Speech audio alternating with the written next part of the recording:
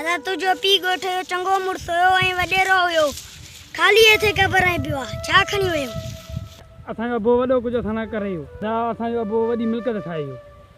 अदा असां 7 नसुल खाए बि न खोटाए न सघंदा। अदा असांखे सुठी तालीम ॾिनई, ॿियो अञा छा करे? तव्हांखे भला क़ुर पाक जी तालीम बि ॾिनई? अदा असांखे क़ुर पाक जी तालीम ॾिनई। अदा असांखे बाक़ी ॿाहिरि मुल्क पढ़ाई।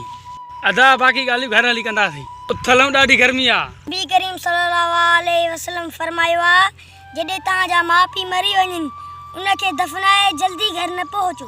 उनजे मथां एतिरो क़ुर शरीफ़ पढ़ो जीअं उठ खे ज़िबा करे ऐं उनजो गोश्त विराइजे। कम से कम क़बर में 2 घंटा क़ुर शरीफ़ पढ़ियो वञे, छो त क़बर में अंदरि मैयत डिॼी वेंदो आहे। तुंहिंजे पीउ जी बदकिस्मती इहा ई आहे, जेकॾहिं तोखे क़ुर पाक जी तालीम ॾे हा त छा थी पए सा?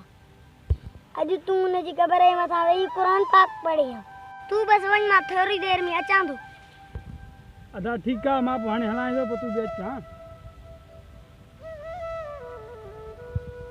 वॾेरा इन औलाद लाइ ज़ुल्म जो पिसो गॾु कई।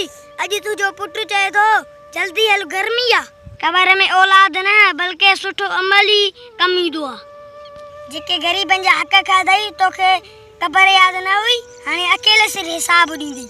तो या चमचा तोखे ग़लति ॻाल्हियूं ॿुधाए ग़रीबनि खे माराईंदा हुया। हाणे हिन दुनिया में महिमान थी आयो आहे, तव्हां एतिरो ज़ुल्म जो पैसो गॾु कयो, हाणे अकेले सिर हिसाब ॾींदो। तव्हां इहा ॻाल्हि विसरियल हुई, शायदि असांखे मरणो बि आहे। तूं पंहिंजे पुट खे आला तालीम ॾिनी, तव्हां आला तालीम अंग्रेजी खे चवंदा आहियो। तव्हां आला तालीम क़ुर पाक जी तालीम खे चवंदा आहियो।